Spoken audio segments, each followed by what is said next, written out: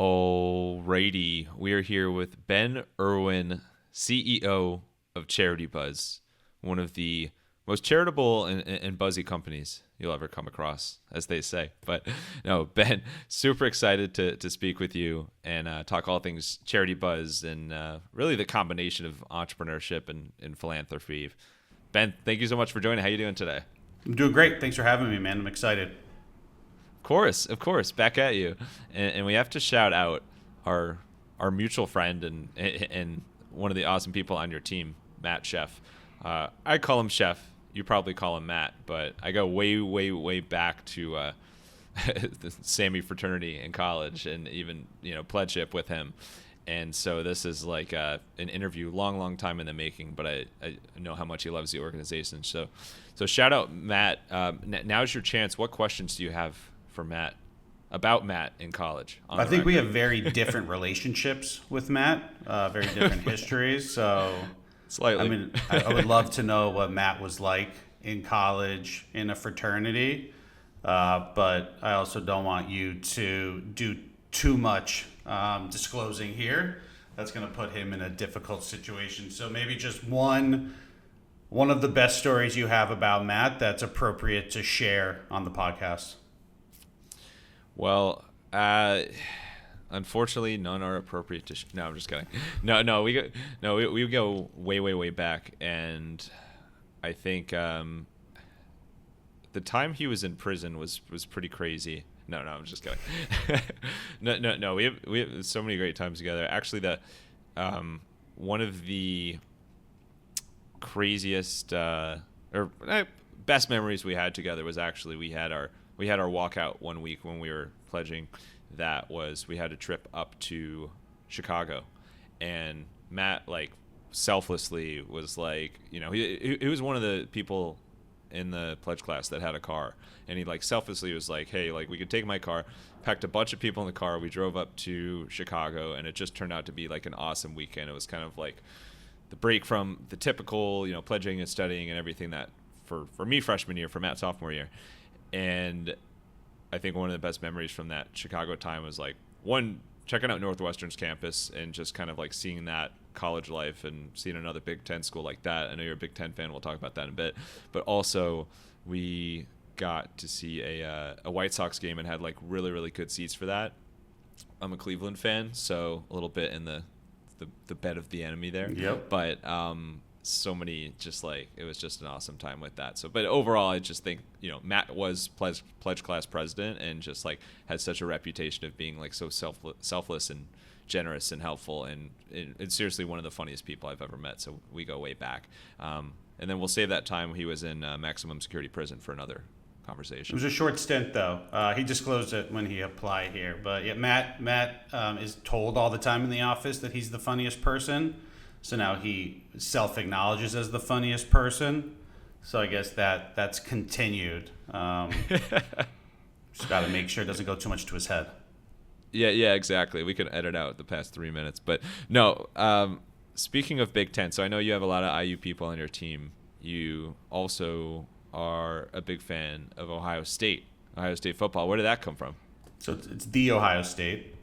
Just got to get it right. Wow, true. Yeah, got to get it right. My dad grew up in Columbus. I don't know how many generations back they go for being in Columbus. So it was just in his DNA to be a Buckeye. He ushered at the Horseshoe when he was a kid. He didn't go there. Went to Miami of Ohio and then went into the Navy. But I didn't have a choice. So I was just raised that we are Buckeyes and this is what we do, and we have an obsession with the team and everything and anything that goes with it. I've done the same with my son. I have a 9-year-old son. I've indoctrinated him fully into Buckeye fandom. We're sick. I know everything about recruiting. I know what kids in high school are going to be on the team in 2-3 years.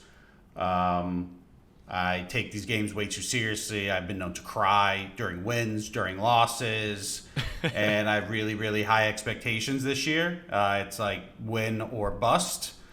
So I'm just trying to temper them so I can be elated when it happens and not completely devastated, knock on wood, if it doesn't. Right. Yeah. I mean, that's the Buckeyes are just one of the true powerhouses of college football. Like like going to Indiana, like we have some more volatility, I will call it, in the football space, mostly on the downside. But and then basketball, it's the same sort of thing where it's crazy hype and then usually don't deliver. But with the Ohio State, I think it's just incredible, like how OSU just reloads every single year, and like the expectation is like national championship or bust. So it's an interesting time for the program. Got to get back ahead of Michigan on the rivalry there. We will. But, we give them 1 year. We will win the national championship this year. We will beat them this year, and they will have 1 year in my lifetime to be able to gloat to me and talk shit to me, and that's it. Because in my adulthood, we've dominated them, and this will be the third national championship. So enjoy it while it lasts, Wolverines, because it's not going to happen again. There we go. It's on the record. Not that any signs were stolen in the process. And speaking of Big Ten, I know Charitybuzz actually has further Big Ten ties with Todd Wagner. So going back to IU, huge fan of Mark Cuban. Todd, what they did with broadcast.com in the early days was like incredible. He is co-founder of that. I know that like he's was Kappa Sigma IU, and like there's lots and lots of history there. What would you say like has been the impact Todd has made on Charitybuzz and like fellow organizations in the family since he became owner? Yeah, I mean it's tremendous. Like I think his resume speaks for itself. Like, I remember when he acquired our business. I was here under the previous owner, and then Todd acquired us in 15-16. And it was such an awesome opportunity because I just decided I was going to absorb as much as I could. Like, here's a guy who did it, like, to the most extreme and awesome levels. And then, so I always get curious about, like, what led to the success? What are the characteristics? What can I learn? And I think it really comes down to, a desire to get in the weeds. I think a lot of times you assume when someone reaches that level of success, they no longer want to get in the weeds. But Todd loves to get in the weeds because that's how he understands everything. And that's his curiosity just forces him into the weeds. Work ethic, discipline, commitment. He's definitely somebody who subscribes to the philosophy of if you outwork everyone else, you're going to be successful. Like that's when luck happens, is when you're just hustling. And that's something that I truly believe in as well. But just, he thinks about things on a higher level and how, X, Y, and Z can all kind of come together. So it's been awesome. He's also just like a great guy, a bit of a mentor. Learned a lot from him, not just in my role, but just overall as a dad, friend, colleague, you name it. The guy, and he puts, he walks the walk and talks the talk. He's generous. He's philanthropic. He does so much for causes he believes in, for IU and a lot of different efforts and campaigns there. But he does it because he believes it's the right thing to do, not for notoriety or publicity, because you don't know about any of it. And I respect that. That's just a really cool way to go about living your life. Well, speaking of really cool things and really cool segues, let's get to Charitybuzz overall. And so it's a really cool organization. As I mentioned, it's kind of the hybrid of, entrepreneurship and philanthropy and charity. And you'll need to correct me on the top keywords in the nonprofit, philanthropic charity space, because I'll stumble over all of it. But how did your journey at Charitybuzz begin?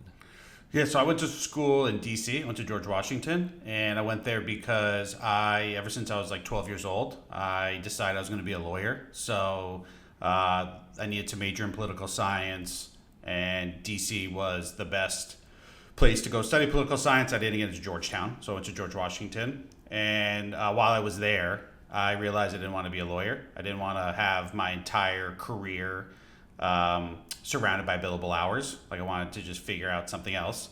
So I remember when I graduated college, it was almost like there was a fork in the road. And the path to the right was go figure out a way to make a bunch of money. That's the only reason you work, is to make money.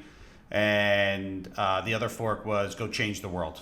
work at a not-for-profit, an NGO, eat ramen noodles, but do something that you believe really makes a difference.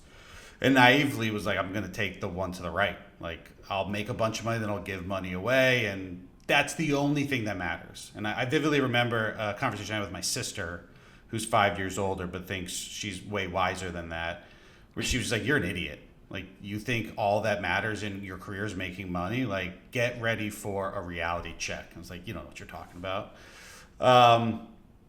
So I did financial consulting sales, and I was miserable. So I was making decent money, I was achieving quotas, but I just hated my job, made my life not really fun. And I left because I no longer wanted to work there. And I was like, I need to go find something that I'm passionate about.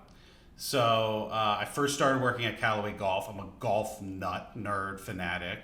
But then they wanted me to move to Iowa. I don't love golf that much. No offense to Iowa. So then I just stumbled on Charitybuzz. It had just started. It was an idea. No business, no plan, no strategy. And I fell in love with it because it was like that fork in the road was merging back together. It's for profit, it's online, it's a big idea. It can make a really big difference. So I just decided I was going to be the head of business development, made up a title, a role, because again, it wasn't a fully baked organization, and just went out and started hustling. Built the value proposition, the sales strategy, reached out to all the different charities, and we built this thing fast. And it's been a wild ride. I've been here for a long time, but it definitely feels like it's two different companies in one. It was kind of the company before we were acquired by Todd, and then the company after we were acquired by Todd. And I've worn a bunch of different hats, but what keeps me motivated is what we do at the end of the day is we raise incremental dollars for charity. So we've raised hundreds of millions of dollars since I've been here. It's not like we're redistributing or funneling those dollars that were already going to charity through our platform and taking a fee or just distributing it differently. Simply put, these dollars would not be given to charity without Charitybuzz. So like what we do matters, who we help is important, and if we were not around, I think less ideal situations would occur. Because I believe what drives me is a world where more money goes to charity results in better outcomes for everyone. Like, it's simple. I don't need to explain it in detail because I can't. But I think everyone could get behind that if we just gave a lot more money to charity, like, people would get help, environment would get preserved, education would get reformed, diseases would get cured. So that's what I want to do. But I get to do it with like a capitalistic, for-profit mentality. And so it keeps it really interesting. So it's been this like merge of the two worlds that I didn't think could coexist 20 some years ago. So you had those two paths you were deciding between, and somehow you kind of went through one in the middle, or like a blend of like hopping between the I just found, I think Charitybuzz is just like the merge, right? They diverted and then they came back together. Now you're seeing a lot of it, right? There's a lot of social enterprises, there's a lot of companies, but back then there wasn't. It was like this simple decision, and it didn't make sense to me then. So I'm glad to see now that there's a lot more opportunities for people to be able to kind of check both boxes at the same time. So before we get to more on like the ins and outs of the business, I'm curious about your career path there. So like you started really focusing on business development. You know, you've been there for over a decade, like almost 2 decades now. Just personally, what do you think has been key for you, like continuing to grow in your career there and like ultimately become this CEO and leading the charge there today? So I think a lot of it's just like this passion, this commitment I have. So like the purpose, and that's what will motivate me and force me in a good way to work really, really hard and try to outwork everyone. So as I was coming up as doing sales, running a sales team, running revenue, I think it's a lesson my dad told me a long time ago. It's like, never leave the office before your boss. Just put in the extra effort, send the extra email, make the extra call. And over time, that compounds and that makes a difference. So I think that's a big reason why, like at the end of the day, I'm a salesperson. And I think of sales as the ability to encourage someone to see the world through your eyes. So that works for if I'm trying to make you buy something, but that also is leadership, right? I need to get everybody to be able to see the future, the strategy, the path the way I do. And if they do that, then they're going to follow with me and we're going to work all together. Because in my current role, I'm the chief cheerleader. I have to like inspire, and I have to set the tone, and I have to make people as passionate about their work as I am. So I have to sell them on it every single day. And that's something I've always been good at. I'm a people person. I thrive on relationship building. Like I love in-person meetings. I love just like getting the energy from other people. I love understanding what makes people tick, what drives people to mobilize, and then just beating that part down. So I think that's a lot of it, and results. Like I've been able to build the business, but that's because I've been able to get a lot of really great people, like your buddy Matt and a bunch of other people here to do it with me, because I definitely couldn't have done it alone. But I've got a lot of other people who believe in it as much as I do. Have you thought about chief cheerleader as an official title? Yes. It could be. We had on Stephen Lease episode 291, which I just looked up because I can't remember any numbers anymore. I've fully come full circle. It's a lot of episodes. Appreciate it. But he is the founder of Gooder, the sunglasses company, and cool. He goes by Chief Executive of Octopus. And he's all about spirit animals, so you never know what CEO could mean these days. But I like Chief Cheerleader, if I could pronounce it correctly. Yeah, I think that's, at the end of the day, there's obviously more to it, but if the leader of the organizations doesn't have the most energy and isn't setting the tone, I don't think it's fair to expect anyone else to be at a level higher. So I got to set the bar and then have develop other people into being vice president of cheerleading, director of cheerleading, and when you get people that are super passionate, super driven, that's what creates hustle and hard work. You can't just tell people to work hard. They'll burn out or they just won't do it. But if you create a situation where they want to and they drive themselves to work harder or go the extra mile, then I think you've got a really, really great recipe. I listened to a couple of your podcasts before we hopped on today. I was listening to the one with the founder of Athletic Brewing, and he was saying something very similar about his time with Steve Cohen. So you hear these stories all the time from truly the most successful people. Steve Cohen, Todd has shared similar stories, and how Mark has operated. It's not a coincidence.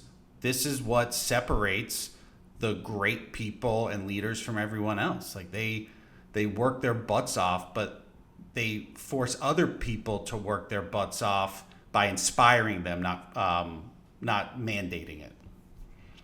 Right. Yeah, exactly. I appreciate that. Shout out Bill Schufelt, Athletic Brewing, Connecticut's finest as well. So we'll get to that, a little teaser. But would love to dive in more to Charitybuzz and how you operate and how you're different than some other companies in the space.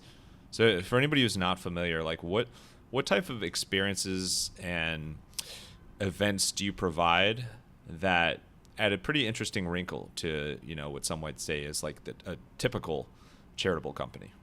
Yeah, so at the most fundamental level, what we do is we compel people to give money to charity through exciting and unique access and experiences. So there's just a couple interesting stats that I think really illustrate why we do what we do.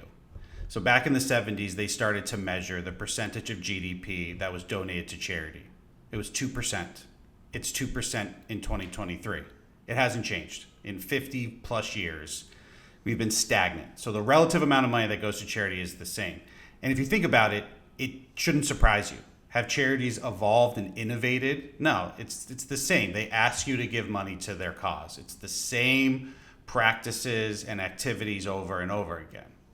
Yet the percentage of GDP that is spent on non-essential activities, so that's restaurants, travel, experiences, concerts, you name it, it's growing. And now it's almost 25% of GDP. So simply what we're trying to do is grab a portion of that 25% of offering up people opportunities, items, exclusive access, things that they either didn't know they wanted or never knew were available. They end up spending incredible amounts of money to live out their wildest dreams. And then we funnel a portion of those dollars to charity. And that at scale is how you're going to get that 2% to increase to 3%, right? 1% more of GDP would represent a 50% increase in the relative amount of money going to charity, and would be the first time in the history of measuring that amount of relative money going to charity has increased. So how do we compel people to do it? We do it through unique experiences. That might be a dinner with George Clooney. It might be tickets to SNL and the after party. It could be a table at Rayo's, the hardest reservation in the world to get. It could be exclusive bourbon from Pappy Van Winkle, like a guitar lesson with John Mayer, Steve Vai, like a pitch meeting with the head of a big private equity firm. Like the cool part is the opportunities are endless. There's so many different ways you can skin this proverbial cat, but these are all things that people want. First, because they never knew they were available, because this is the first time. And two, how much are these experiences worth? Well, it all depends on who you ask. And that becomes really interesting. So there's not like a market value. It's how much is dinner with George Clooney? I don't know. If you're a big George Clooney fan and you have a lot of money, the answer could be 6 figures. But maybe you're not a big George Clooney fan, and the answer is, I'd rather go have lunch with the lead singer of Metallica, and that's worth 6 figures to me. So it just allows us to have people dip their hands into their pockets that are separate from their charity donation pockets, but they weren't planning on it because they never knew these experiences were available. And it results in millions and millions of dollars of new incremental dollars being funneled to charities every single year. Yeah, those. I mean, you mentioned unique experiences, and holy cow, those are like, it's almost like a secret bucket list of experience. It's like things that would be like on someone's bucket list if they knew they were possible, but you don't even think they're realistic. So it's like, until you hear about it, it's like you would never even consider something like that, and then you're like, oh wait, I could do these things in my life. Like that's unbelievable. So the fact that you make these possibilities happen while it also has like you're giving money to good causes at the same time is really brilliant. Like that's a great combo, and I see how it's really easy for you and Matt and team to get so passionate about it. What's it like for you and team on a typical week? How much of your time is spent, working with celebrities and exclusive destinations to like set up these events versus working on the relationships with the actual, charitable organizations that this money ends up going to? So it depends on the team member. So the way that we've kind of structured the company is we have a few different sales channels. So we're best known for our auctions. It's how the business was founded. And it's still the biggest part of the business. But we have a sweepstakes business. So dinner with George Clooney. We did a cocktail party at Cher's house in Malibu. Yes, there's a small number of people that will have a large amount of money that they can bid to win. But then there's hundreds of thousands of people that will give $10, $20 for a random chance to win. So we're able to cast a wider net with our sweepstakes business. We have a storefront, so just fixed price sales. Some people don't like auctions. They're just like, tell me the price. Let me just click a button and get that thing. And then we have a private members club. It's called Access. So for essentially like our top 500-600 customers, they don't want to waste their time with an auction, or they want to request something that isn't currently available online. So we're able to kind of broker like incredibly unique and bespoke experiences for them in exchange for dollars that will benefit charitable organizations. And then the way we source the inventory is through charities. So Matt runs our charity partnerships team. So their only job is to build relationships with charitable organizations and then leverage their existing supporters in new and exciting ways to create these experiences. Because they probably haven't in the past. Maybe they do in-room galas or events, but that's a different audience than the Charitybuzz community. We'll source it directly from brands, vendors, wholesale to be able to create really cool packages and then be able to take those types of opportunities and then funnel some of those dollars off to charity. And then we have a whole team that works directly with celebrities, management companies, record labels, brands, and goes direct to create these strategic partnerships that can yield probably like the highest quality or most exclusive opportunities. So each one of those teams kind of manages that subset of sellers or partners individually and uniquely.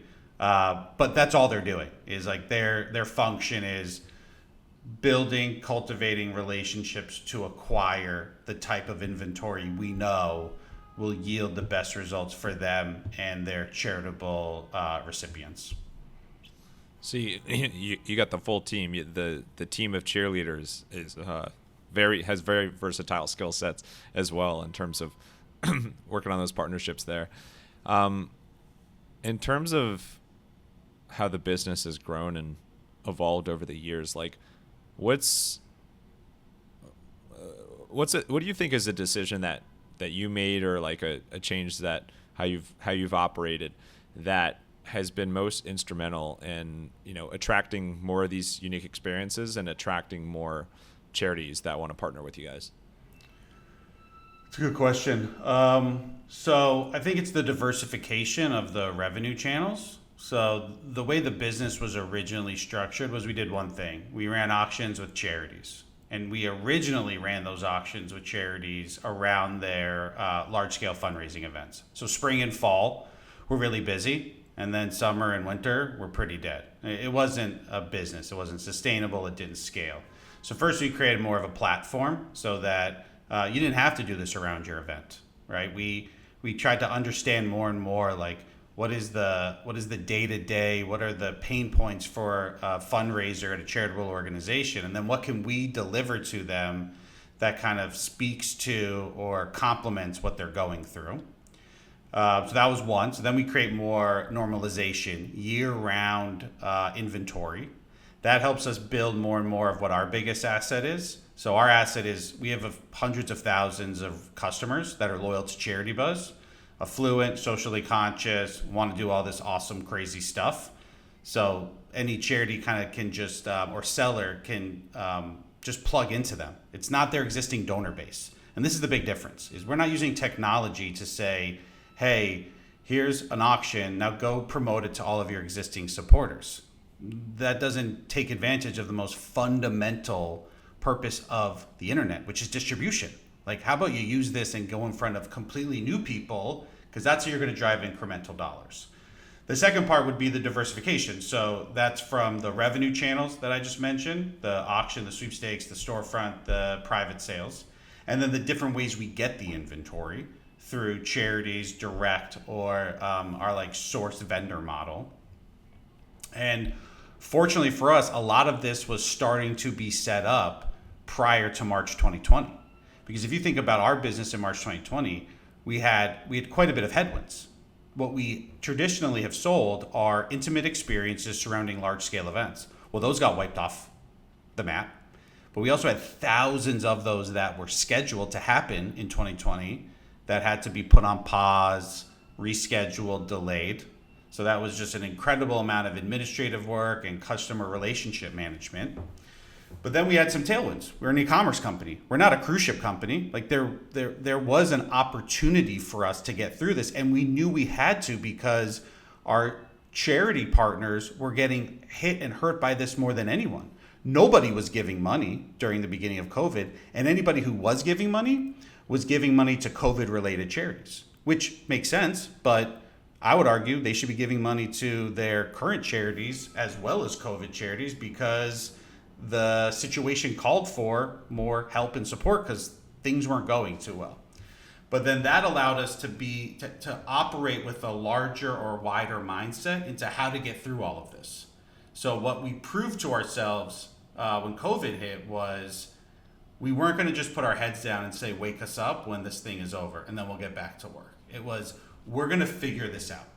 So we tried to understand what's consumer behavior going to look like during this unprecedented time. And then what can we do to try to meet those consumers, still engage with them, and support charitable organizations? And we made a lot of mistakes. Like, we ran into a bunch of different walls. Most of those walls were concrete and we got bumps on our head, but a few of those were just drywall and we went right through them. And so then we started to understand we can expand into all these different verticals. So what happened during COVID? Well, the collectibles market skyrocketed. Like really high-end spirits skyrocketed, trading cards skyrocketed. So we started to move into all of those. Big amounts of money were exchanging hands. So why don't we get involved and have some of those money exchanging hands benefit charity? And then when you do that, you're just like, so much activity is happening, like cool things happen. For example, we started selling the opportunity for celebrities to follow you on Instagram. And we just stumbled into it. We're like, that's a cool idea. I don't know if it's going to work, but let's try it. No risk. I remember I woke up one morning and I was checking everything that was closing that day. And we had Mark Cuban will follow you on Instagram. And it was at $5,000. I was like, this is fake bidding. This is a prank. Is it April 1st? Nobody's paying $5,000 to have somebody follow you on Instagram. That auction closed at 3:30 that afternoon for almost $30,000. So then it was like a light bulb. So then we started selling, probably sold over $1 million worth of social media follows during a very short window, because then over time, they no longer became as valuable, as important as they were. So I think it's our ability to be able to move within different consumer behavior trends or verticals that are getting really popular and do it fast and prove to ourselves that we can take advantage of them, has really allowed us to grow. But again, it's all just inspired by, we got to figure out ways to get more money to charity, incremental dollars. That's the goal. And if that's the goal, everything we did is in support of that goal, and it aligned everybody to hustle and get some cool stuff done. And such is the story of how Mark Cuban came to follow me on Instagram. No, I'm just kidding. So it really impressive agility there, and I think there's good lessons for any business about diversifying your revenue, having multiple revenue streams. Like, that applies so well across the board. I want to focus in a little bit more on working in the charitable space, or at least having a charitable aspect of your business, because there's a lot of current and aspiring entrepreneurs out there who want to make sure that, like, hey, like, if I'm gonna take the leap and do this thing and start a business, like, I want to, in addition to whatever solution I'm providing, I want to give back as well. So what advice do you have for any entrepreneur out there who wants to make sure that, like, charity is like a key part of the business they're building? First, do it. So we're talking about how this entire sector hasn't evolved, hasn't changed in 50, 60 years. And we know the agents of change in our economy are entrepreneurs, right? The way they operate, the way they think, the way they're incentivized is what has created the greatest businesses of all time that have probably all happened in the last 20, 30 years. And it's all because of the drive and the brilliance of the entrepreneur. We need to focus more of them in the charity space.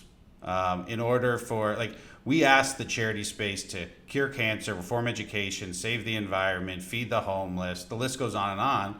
But we're saying you can't do it and make money. You're not allowed to make good salaries. You're not allowed to innovate. You're not allowed to take risks. And, oh, by the way, we're going to criticize you if you don't succeed. So we're going to tie both of your hands behind your back. We're going to blindfold you, and we're going to duct tape you to a chair.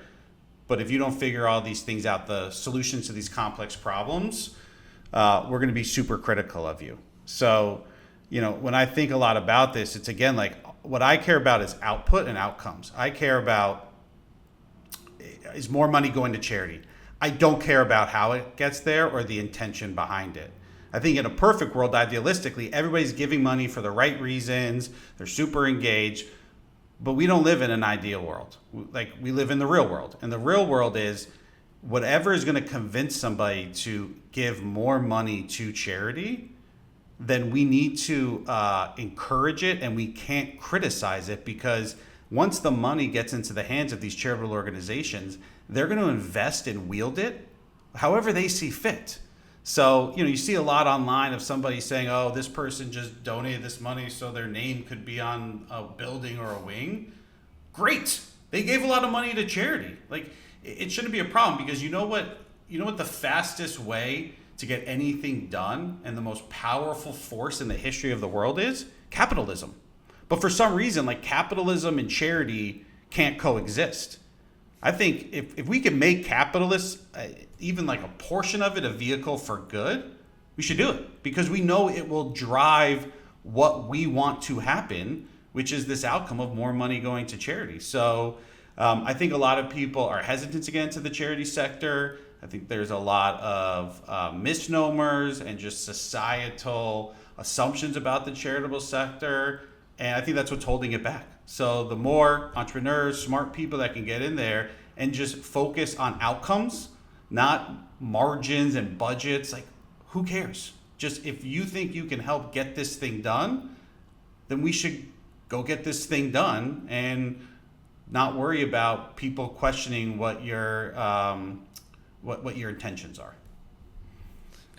Yeah, when you talk about the flack or like stigma tied to it, or people questioning people's motives, I always think back to that Curb episode about the anonymous donor, where they talk about that, and there's a whole debate about anonymous donor versus putting your name on thing, and like which is more honorable and things like that. But yeah, there's a lot in. I'm totally with you. Like, if someone's giving money to a good cause, like, let's just stop right there. The commentary, like that's amazing. Like, it's a fantastic thing, and they go to great organizations. What would you say is the most challenging thing about being in the charitable space that you didn't see coming before you got into it? I think it's probably related to what I was just saying is, so we're a for-profit company. We make money. We try to make as much money as possible for our shareholders while running a good business. And we get criticized for taking fees, right? I think people get really uncomfortable with the idea of, like, there's a company that's making money off of charities, not discounting that we're delivering like this real incremental value that, like, without us isn't there, and not applying that same level of diligence to event planners, consultants, everyone else that's in this charity field, because we're just pretty transparent about our fee structure.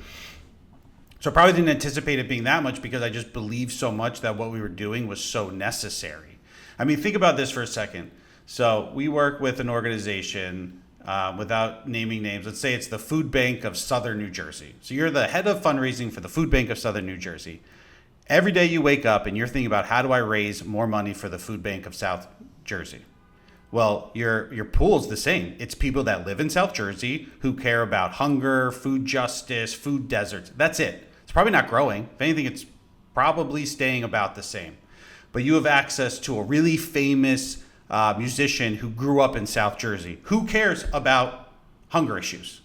And you're able to get that musician to auction off or provide an experience to meet them at a concert.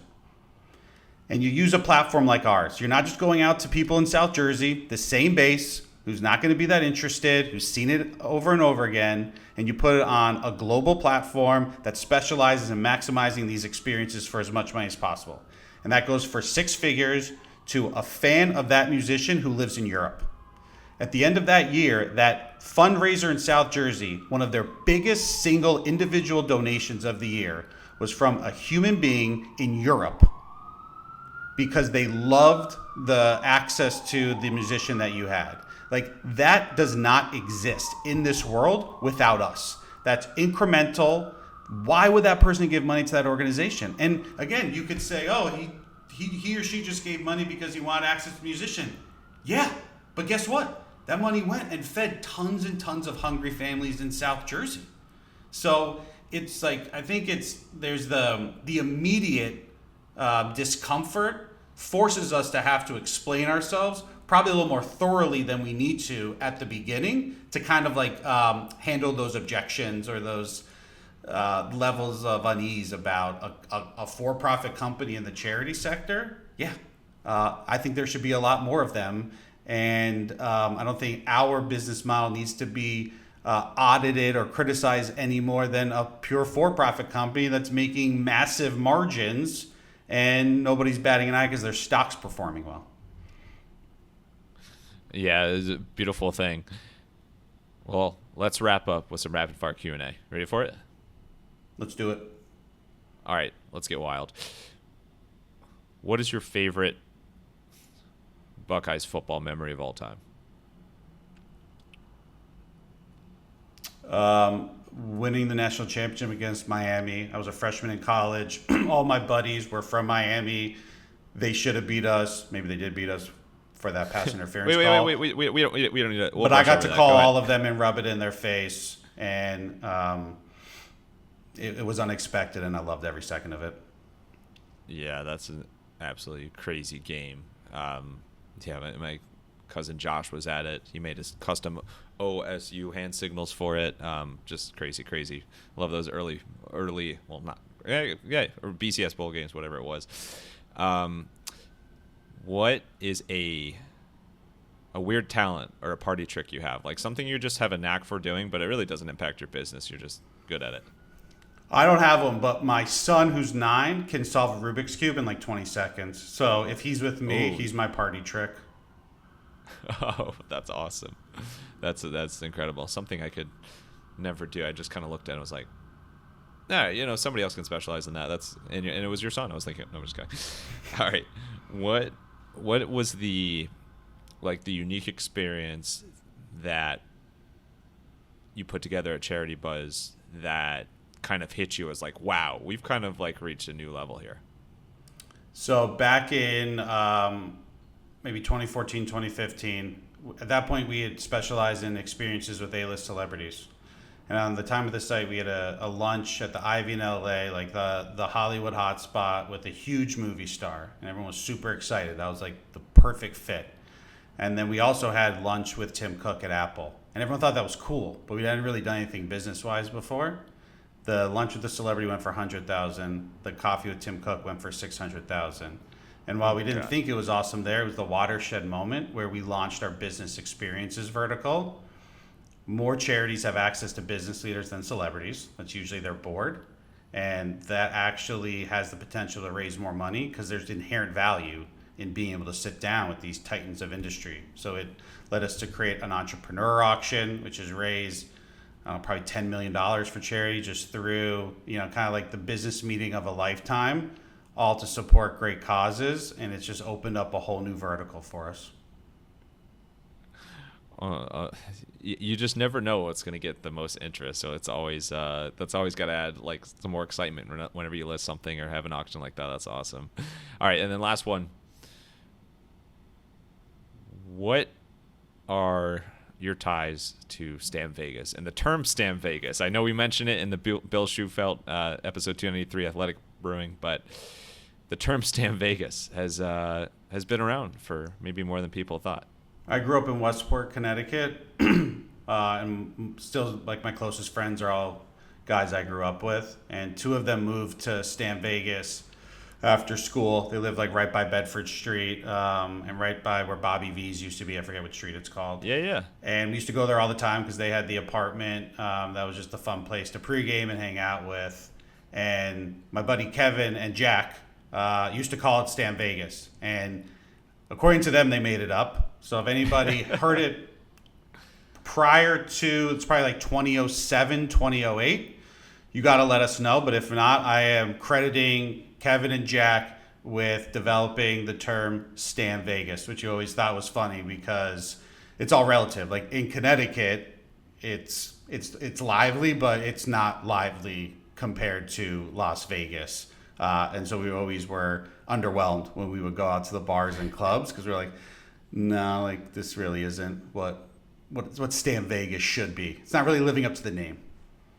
I think that's why the name is so magical, because it has such like zing to it, and it's really taken on life. It's not. I first heard it from my old roommate, the Big D, Danny, who I first heard it from him in 2014. He was probably saying it before that.